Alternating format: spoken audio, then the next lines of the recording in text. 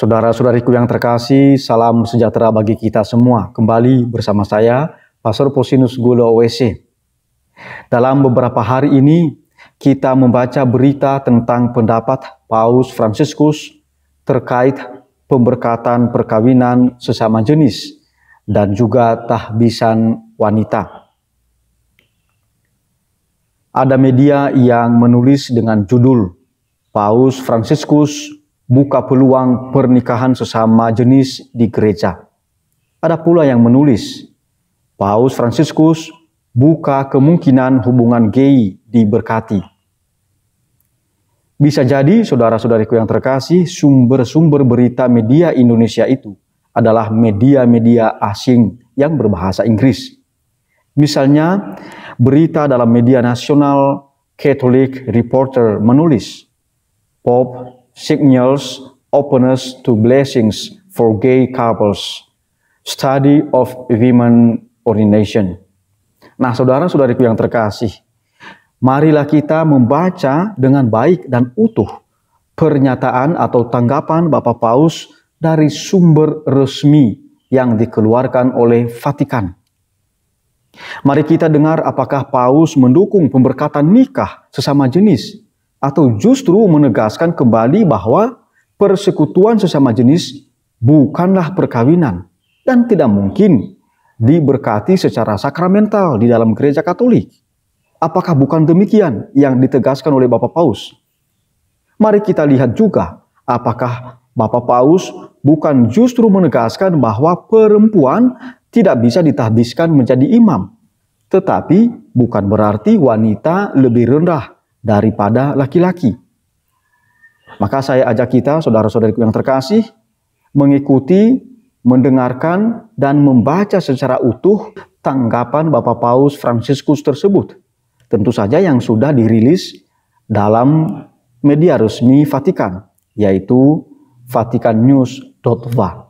Mari kita ikuti secara bersama-sama, sangat menarik. Jadi jangan menyebarkan berita ya berkaitan dengan tanggapan Bapak Paus kalau Anda belum pernah mendengarkan sumber resmi dari Vatikan itu sendiri. Sangat menarik tanggapan Bapak Paus ini. Mari kita ikuti.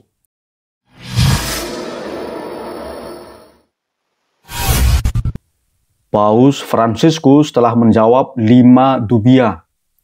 Dubia berasal dari bahasa Latin yang berarti pertanyaan atau keraguan, yang dikirimkan kepadanya bulan Juli lalu oleh Kardinal Walter Brandmüller dari Jerman dan Kardinal Raymond Leo Burke dari Amerika Serikat, didukung oleh 3 kardinal lainnya, yakni Kardinal Juan Sandoval Iniquez dari Meksiko, Kardinal Robert Sarah dari Guinea, Afrika Barat, dan Kardinal Joseph Zen Zhe-Kyun SDB dari Tiongkok.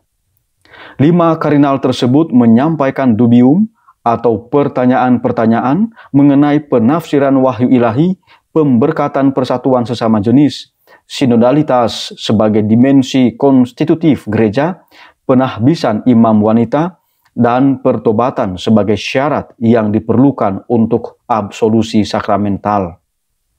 Pertanyaan-pertanyaan tersebut disampaikan kepada Paus dalam bahasa Italia, dan Paus Fransiskus kemudian menjawabnya dalam bahasa Spanyol, diterbitkan pada hari Senin 2 Oktober 2023 dalam situs Dikasteri Ajaran Iman. Di bawah ini adalah teks tanggapan Paus Fransiskus terhadap dubia 5 kardinal tersebut yang sudah dipublikasikan dalam media resmi Vatikan, yakni vaticannews.va. Tanggapan Paus Fransiskus ini saya terjemahkan dari teks bahasa Inggris. Kendati demikian, saya juga membaca teks aslinya, yakni berbahasa Spanyol. Teks utuhnya sebagai berikut. Tanggapan Paus Fransiskus terhadap dubia yang disampaikan oleh beberapa kardinal. Saudara-saudari terkasih, meskipun saya yakin tidak selalu bijaksana untuk menjawab pertanyaan-pertanyaan yang ditujukan langsung kepada saya, dan tidak mungkin menjawab semuanya. Dalam hal ini, mengingat berdekatan dengan sinode, saya menanggapi hal tersebut tepat untuk dilakukan. Pertanyaan atau dubium yang pertama. Keraguan mengenai pernyataan bahwa wahyu ilahi harus ditafsirkan kembali berdasarkan perubahan budaya dan antropologi saat ini.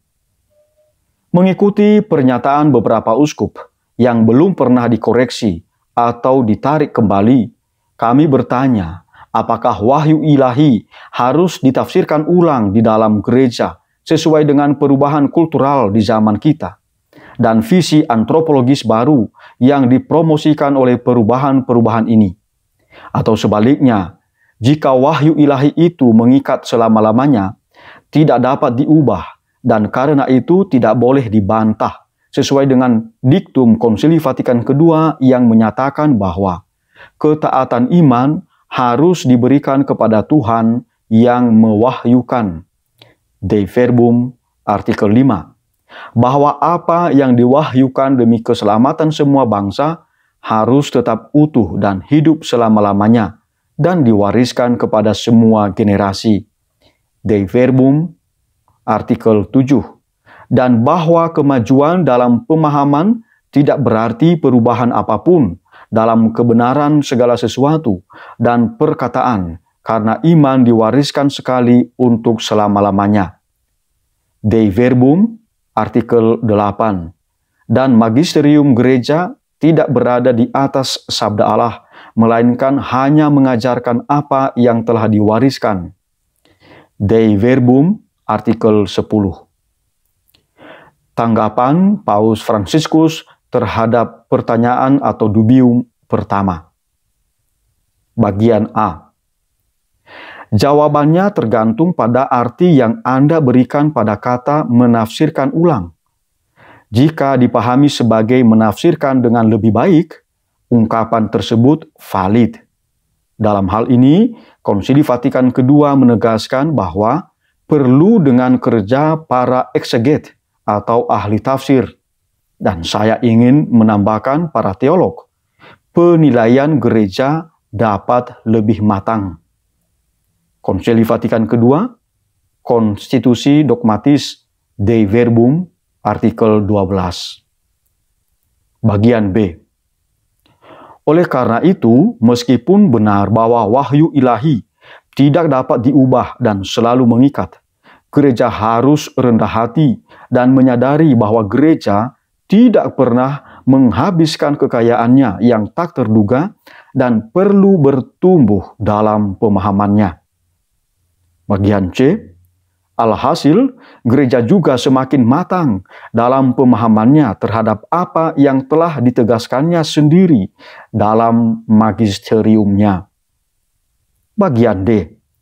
Perubahan budaya dan tantangan-tantangan baru dalam sejarah tidak mengubah wahyu, namun dapat menstimulasi kita untuk mengungkapkan aspek-aspek tertentu dari kekayaannya yang melimpah dengan lebih baik, yang selalu menawarkan lebih banyak.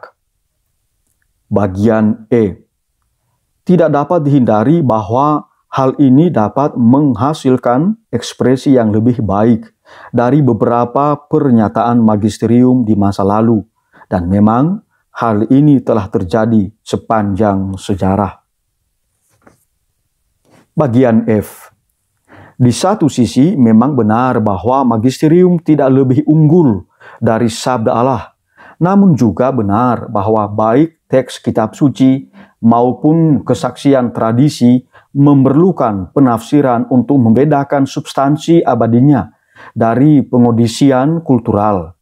Hal ini terbukti misalnya dalam teks-teks Alkitab seperti Keluaran bab 21 ayat 20 sampai 21 dan dalam beberapa intervensi magisterial yang menoleransi perbudakan. Bandingkan Paus Nikolaus V, Bulla Dum Diversas 1452. Ini bukanlah persoalan kecil mengingat hubungannya yang erat dengan kebenaran abadi mengenai martabat manusia yang tidak dapat dicabut. Teks-teks ini memerlukan interpretasi. Hal yang sama berlaku pada pertimbangan-pertimbangan tertentu dalam Perjanjian Baru mengenai wanita. 1 Korintus bab 11 ayat 3 sampai 10. 1 Timotius bab 2 ayat 11 sampai 14. Dan teks-teks kitab suci lainnya serta kesaksian-kesaksian tradisi yang tidak dapat diulang secara material pada masa kini. Bagian G. Pentinglah untuk ditekankan bahwa apa yang tidak dapat diubah adalah apa yang telah diwahyukan demi keselamatan semua orang. Konsili Vatikan kedua, Konstitusi Dogmatis Dei Verbum, artikel ke-7. Oleh karena itu, gereja harus terus-menerus mendisernmenkan antara apa yang esensial bagi keselamatan dan apa yang sekunder atau kurang berhubungan langsung dengan tujuan keselamatan. Dalam hal ini, saya ingin mengingat kembali apa yang ditegaskan oleh Santo Thomas Aquinas. Semakin kita mendalami hal-hal yang mendetail, semakin sering kita menemukan cacat-cacat. Summa Theologiae, buku pertama, bagian kedua, pertanyaan 94, artikel 4. Bagian H. Yang terakhir, satu rumusan kebenaran tidak akan pernah dapat dipahami secara memadai jika disajikan secara terpisah, terlepas dari konteks yang kaya dan harmonis dari keseluruhan wahyu. Hierarki kebenaran juga berarti menempatkan masing-masing kebenaran dalam hubungan yang tepat dengan kebenaran sentral dan dengan keseluruhan ajaran gereja. Hal ini pada akhirnya dapat mengarah pada cara-cara yang berbeda dalam menyajikan doktrin yang sama, meskipun bagi mereka yang mendambakan kumpulan doktrin monolitik yang dijaga oleh semua orang dan tidak memberikan ruang untuk nuansa. Hal ini mungkin tampak tidak diinginkan dan menimbulkan kebingungan. Namun pada kenyataannya, keragaman tersebut berfungsi untuk memunculkan dan mengembangkan aspek-aspek berbeda dari kekayaan Injil yang tiada habisnya. Evangelii Gaudium, artikel 40. Setiap aliran teologis mempunyai risiko, tetapi juga peluangnya masing-masing. Pertanyaan atau dubium yang kedua. Keraguan mengenai penegasan bahwa meluasnya praktik pemberkatan persekutuan sesama jenis adalah sesuai dengan wahyu dan magisterium. Bandingkan Katekismus Gereja Katolik nomor 2357.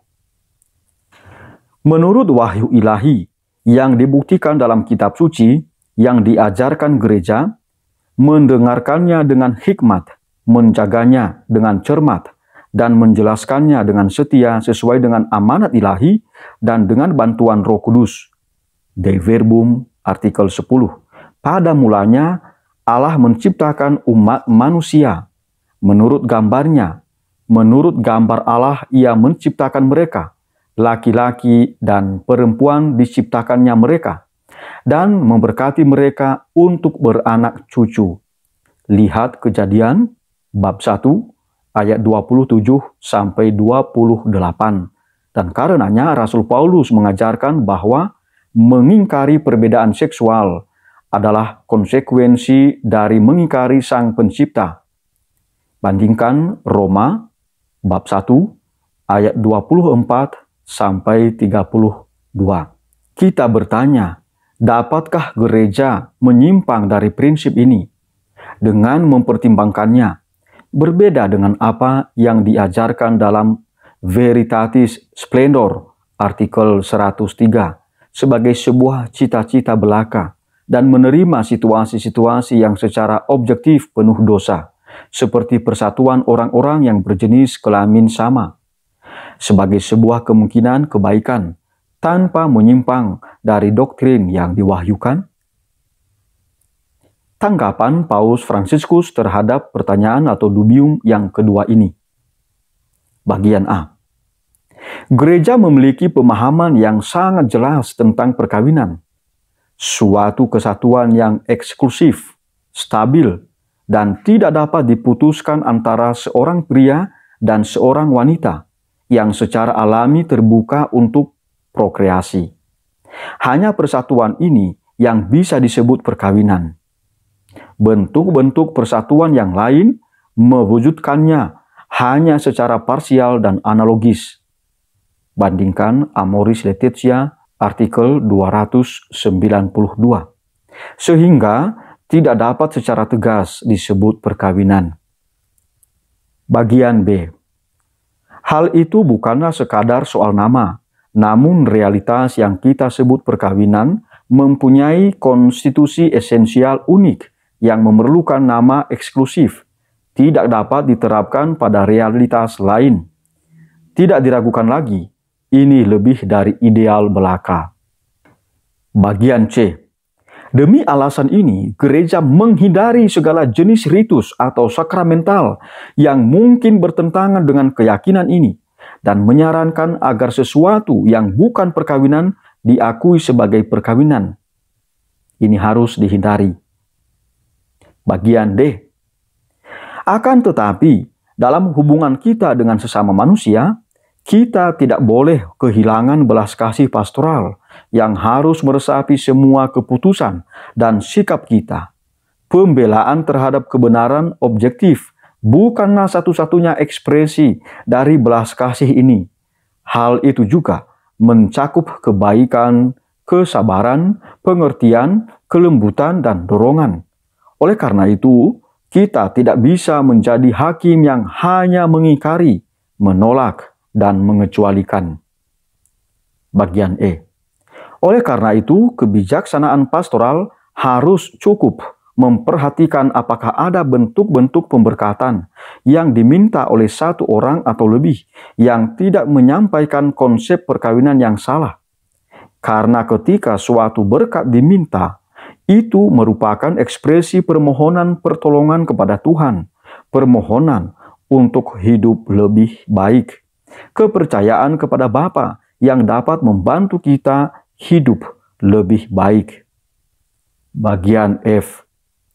Di sisi lain, meskipun ada situasi yang tidak dapat diterima secara moral dari sudut pandang objektif, belas kasih pastoral yang sama mengharuskan kita untuk tidak sekadar memperlakukan orang lain sebagai pendosa yang kesalahan atau tanggung jawabnya dapat dikurangi dengan berbagai faktor yang mempengaruhi akuntabilitas subjektif. Bandingkan Santo Yohanes Paulus II, Reconciliatio et Penitentia, artikel 17. Bagian G.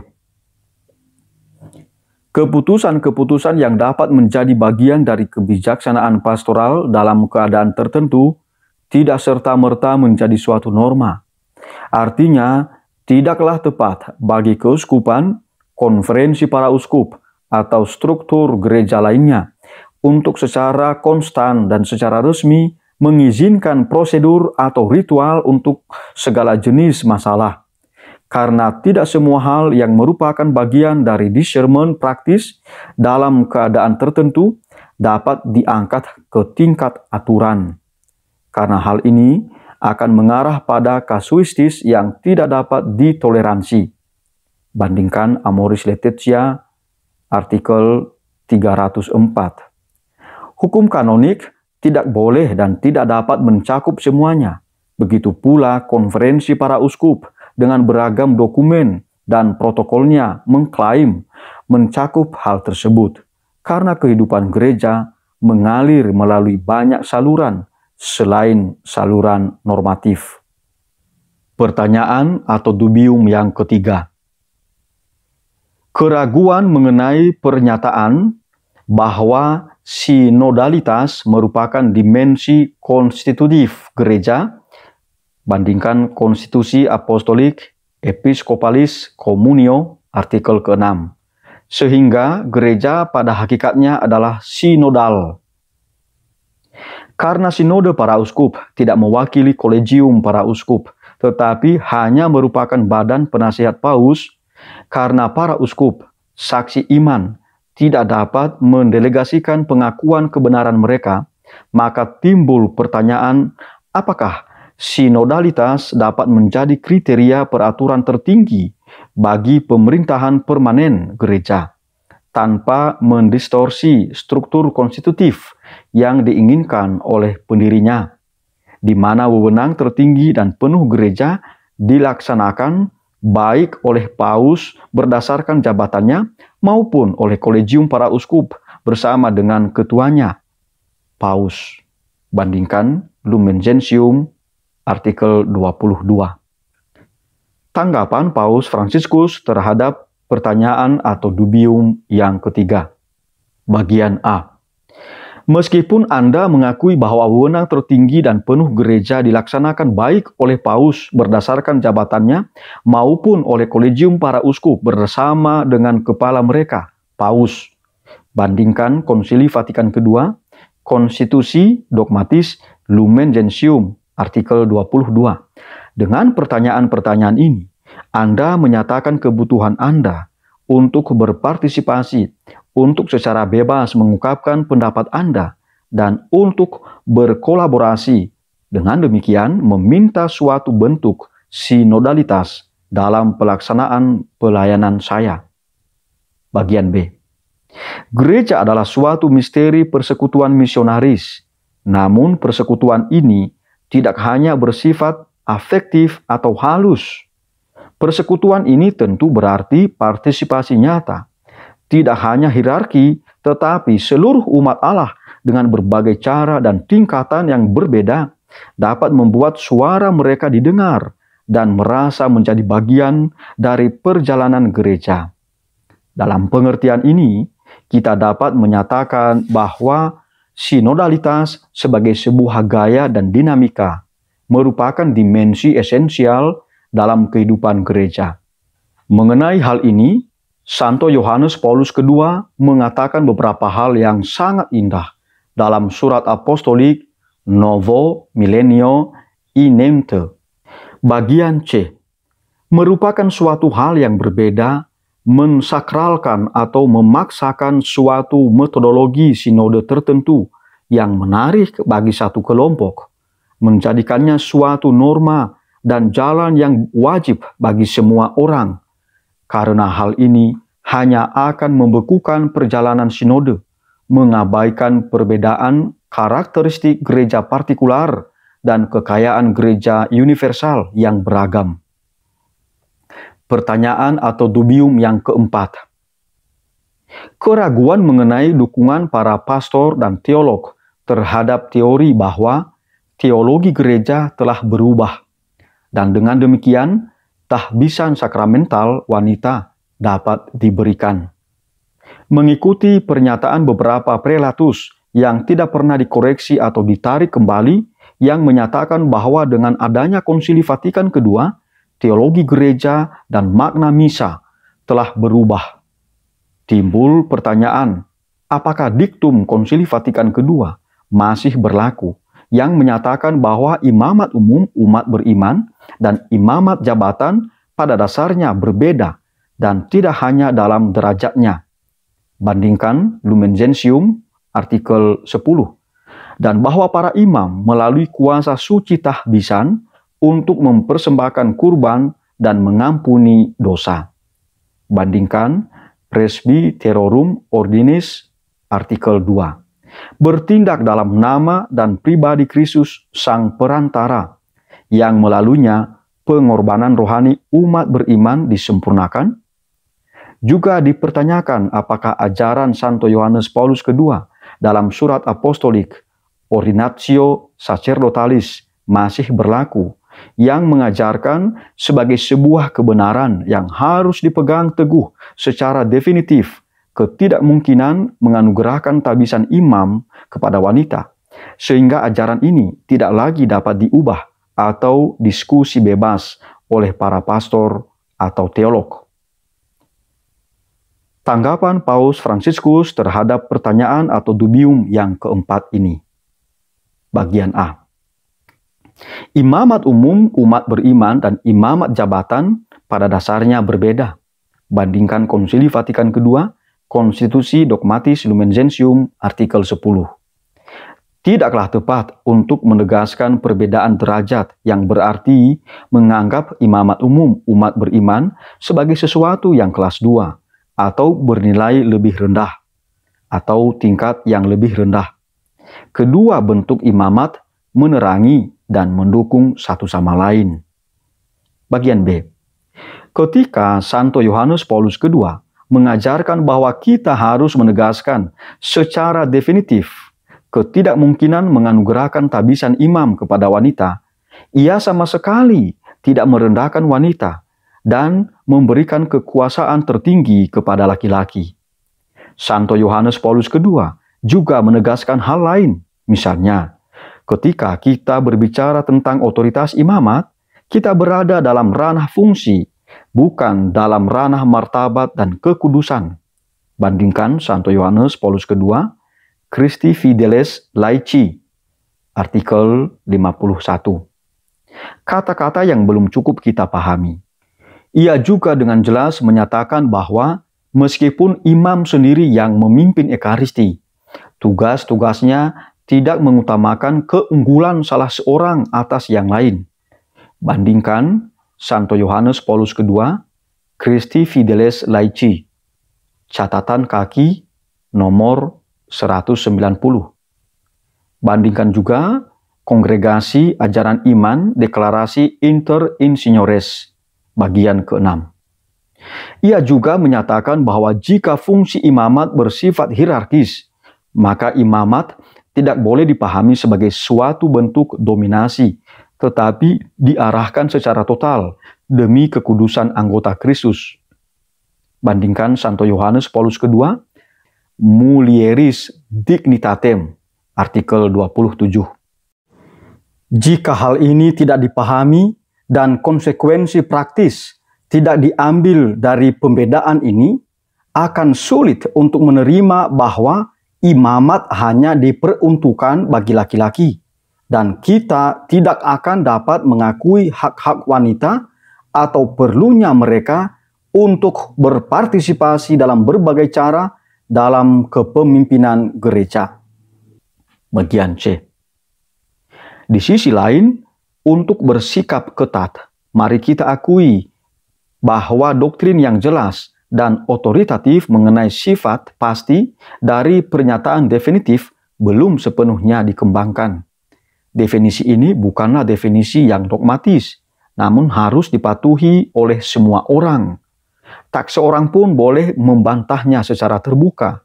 Namun, hal ini dapat menjadi bahan kajian, seperti halnya validitas penahbisan dalam komunio Anglikan. Pertanyaan atau dubium yang kelima. Keraguan mengenai pernyataan bahwa pengampunan adalah hak asasi manusia dan desakan Bapa Suci akan kewajiban untuk selalu memberikan absolusi kepada setiap orang, sehingga pertobatan bukanlah syarat yang diperlukan untuk absolusi sakramental. Ditanyakan apakah masih berlaku ajaran Konsili Trento yang menyatakan bahwa penyesalan dari peniten yang terdiri dari kebencian terhadap dosa yang dilakukan dengan tujuan agar tidak berbuat dosa lagi diperlukan untuk keabsahan sakramen tobat, sehingga imam harus menunda absolusi bila jelas bahwa syarat ini tidak terpenuhi. Tanggapan Paus Fransiskus terhadap pertanyaan atau dubium yang kelima ini. Bagian A. Pertobatan diperlukan untuk sahnya absolusi sakramental dan menyiratkan resolusi untuk tidak berbuat dosa. Namun, tidak ada matematika di sini. Dan sekali lagi, saya harus mengingatkan Anda bahwa ruang pengakuan dosa bukanlah rumah bea cukai. Kita bukanlah Tuhan, melainkan pelayan sakramen yang rendah hati, yang memelihara umat beriman karena karunia-karunia Tuhan ini lebih dari sekadar relik yang harus dipelihara. Sakramen-sakramen merupakan bantuan Roh Kudus bagi kehidupan manusia. Bagian B. Ada banyak cara untuk menyatakan pertobatan. Seringkali bagi orang-orang yang harga dirinya sangat terluka, menyatakan diri mereka bersalah adalah sebuah siksaan yang kejam. Namun, tindakan mendekati ruang pengakuan dosa adalah sebuah ekspresi simbolis dari pertobatan dan mencari bantuan ilahi. Bagian C. Saya juga ingin mengingatkan bahwa terkadang kita merasa sulit memberikan ruang bagi kasih Allah yang tak bersyarat dalam pelayanan pastoral. Bandingkan Amoris Laetitia nomor 311. Namun kita harus belajar melakukannya. Mengikuti Santo Yohanes Paulus II, saya berpendapat bahwa kita tidak boleh menuntut dari umat beriman resolusi perubahan yang terlalu tepat dan pasti, yang pada akhirnya menjadi abstrak atau bahkan narsistik. Namun, bahwa bahkan prediktabilitas kejatuhan baru tidak mengurangi keotentikan dari tujuan resolusi tersebut. Bandingkan Santo Yohanes Paulus II, surat kepada Kardinal William W. Baum, dan peserta kursus tahunan Penitentiaria Apostolik pada 22 Maret tahun 1996, nomor 5. Bagian D. Yang terakhir, harus jelas bahwa semua kondisi yang biasanya melekat pada pengakuan dosa pada umumnya tidak berlaku ketika seseorang berada dalam situasi penderitaan atau dengan kapasitas mental dan psikologis yang sangat terbatas.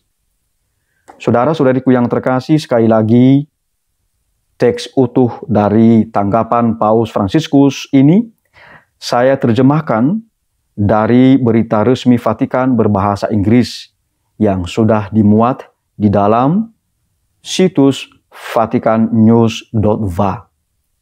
Tuhan memberkati.